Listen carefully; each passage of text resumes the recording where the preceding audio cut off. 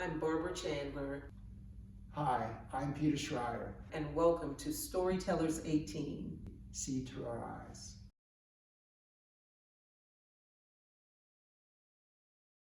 I have just finished working, prior to being the director, for 3 years in Apopka in the farm worker community. And did a really big exhibit, all involving kids, an exhibit that then traveled around the state that was seen by thousands and thousands of people. And I saw the impactfulness of the power when photographs and stories about a community are not collected or told by an outsider, but actually from someone within.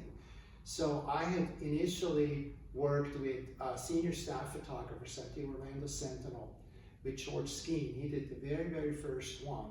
And I don't remember exactly how he came out, but I want to credit him for coming up with the term storytellers, right? And he did a couple, and then Angela Peterson, who was also a staff photographer at the Sentinel. She's no longer in Central Florida, unfortunately.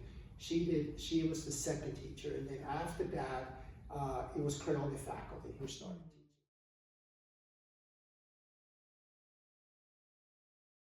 teaching. This reflection here, I think this reflection, I see strength.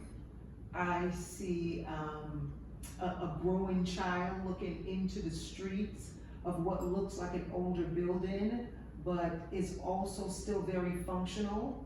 I just see this strength in who this person is, and every other woman or girl, the way her leg, the stance in her leg, and it looks like she has her arms crossed, and she's also, even though we can't see the look on her face, the stance gives it that she's very deep in thought. In the beginning, we kind of went very close to Winter Park. We did here, and we did one in Sanford. We worked with the Cheery School, the Performing Arts. For a while, we had a pretty strong relationship with the Boys and Girls Club organization, so we did one in Pine Hills. We did one in Osceola County, and I believe we did one in Taft.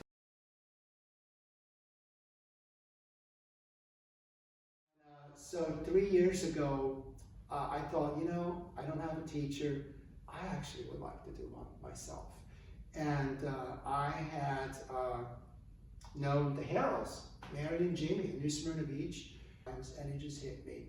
This would be just a dream location to do this. And of course, him and his organization, they, totally went for it, And it was a big effort because it was a lot of 100-mile round-trip trips to New Smyrna Beach. And then while I was teaching there, a lady from DeLand showed up one day in the classroom, and she was a board member from Mary's Museum. And I've actually known Mary too, and you've worked with her through the festival again here, and I actually knew the person who was the director before her. And just, one thing led to another, and the lady who came and visited, her name escapes me right now, she said, we'd love for Crealdé to come to DeLand.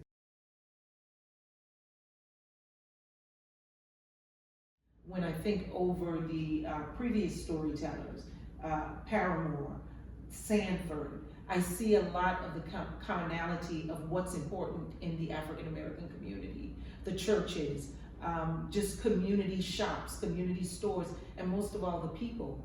There's always the intergenerational connection. And I think that speaks volumes. On every field trip we met, there were people that drove by. Who somebody in my group knew. And always a car would stop, a window would be rolled down. That's how that photograph was. What I've seen as a parallel in a lot of the communities that we work in is that, sadly, I think the young residents in those communities often have an image of their own community that's not actually entirely created by them, but sometimes by the outside world, and a lot of times by mass media, And a lot of those communities, not so much the land, block, this is such a historic town, but it's like, think like Paramore, Yes. for example. Yes. What is it you typically hear about Paramore? It's in the news. It's Yes. sensationalism. Yes. It's negative things That's right. a lot of times, which completely disregards the families and the people that That's are right. there and the parallels they have with people everywhere. That's right. And the kids grow up in all of this, Mhm. and it limits Mhm. them in their view of who they are and what is home. That's right. you know. That's right.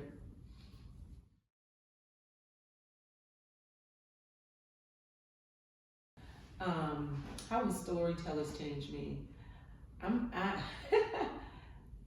It makes me realize the simple things. Again, from a teenage perspective, what is important to them. And again, it was one of those was the Paramore community.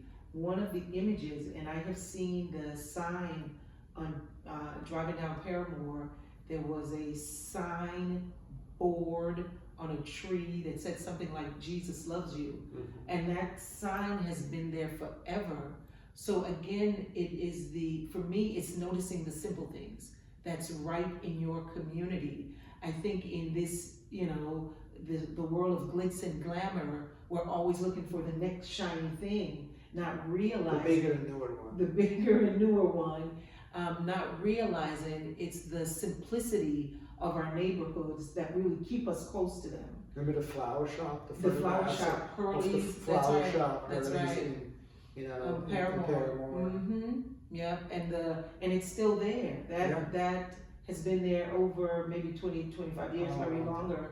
So it's the simplicity that we get to offer to the next generation, and in essence, what they're offering to us. In New Smyrna, there was the little tiny barber shop in a little tiny wooden building. And the research that Schreyer brought to us told the students that used to be a variety shop for decades, where it had so much meaning, to the people in the community. I feel like every neighborhood that I have been able to teach in or work, as a documentary photographer, has changed me, because with all the experiences, all the things that I've learned, that I just feel extremely fortunate, to be able to have had those experiences, and this is certainly no different.